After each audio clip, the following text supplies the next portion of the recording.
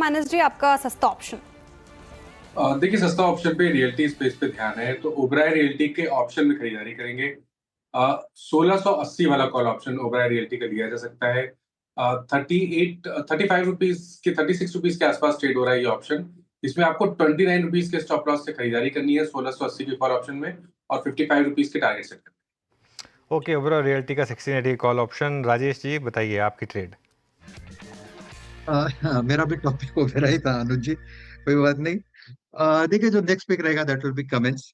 Cummins में एक short covering हम देख रहे हैं। मुझे लगता है कमिंस में जिस तरह से 3000 के ऊपर ट्रेड हो रहा है, यहाँ पे जो नेक्स्ट टारगेट होगा वो रहेगा करीबन 3080 का। 3080 से लेके 3100 ये इसका टारगेट का जोन है।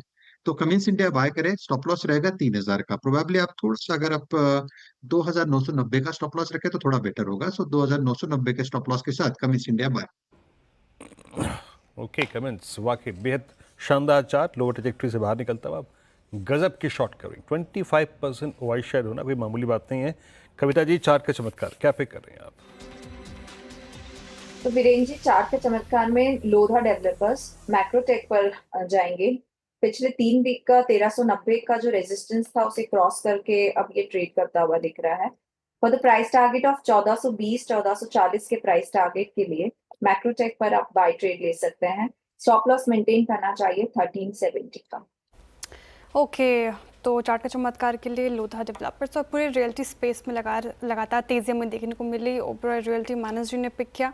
अब मिड कैप फंडा लेते हैं धर्मेश खान जी से। बताइए धर्मेश जी, आपका मिड कैप फंडा? जी, मिड कैप फंडा के लिए वारी एनर्जीज पे बाई करने की सलाह रहेगी। ये एक्चुअली रिन्यूएबल एनर्जी सेगमेंट से है, सोलर पीवी मॉड्यूल्स बनाती है और वहाँ पर इंडिया में सबसे बड़ी बनाने वाली कंपनी, ऑलमोस्ट 21% जो इंडिया में सोलर पीवी मॉड्यूल्स बनते हैं वो वारी एनर्जीज बनाते हैं। और जो एक्सपोर्ट्स होता है उसमें 44% का इनका इंडिया से मार्केट शेयर है। अब काम काफ़ी अच्छे से इनका बढ़ रहा है। 5 साल पहले 2 गीगावाट की इनकी कैपेसिटी थी, जो अभी इस साल ख़त्म होते होते 13.2 गीगावाट की हो रखी है। और वही प्रॉफिटेबिलिटी में भी दिखता है। 21 में 50 करोड़ का प्रॉफिट, अभी 1928 करोड़ के प्रॉफिट से इन्होंने ये साल एंड किया है।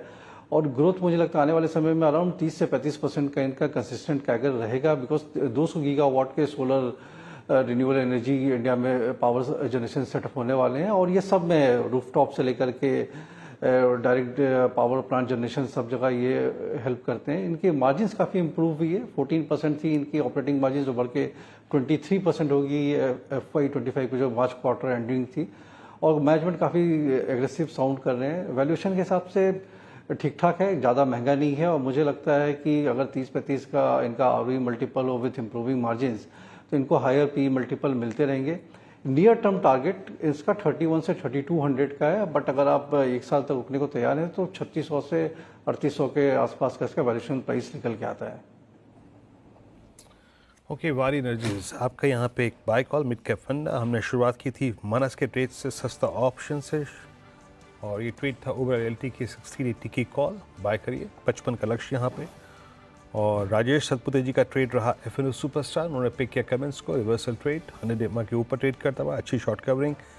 कविता जी ने पिक की यहाँ पर जो रियल स्टेट की थीम है मैक्रोटेक, और 1420 1440 का लक्ष्य है। और वारी एनर्जीज जो था वो अभी धर्मेश खान जी का ट्रेड रहा, और इट्स अ कैश कॉल।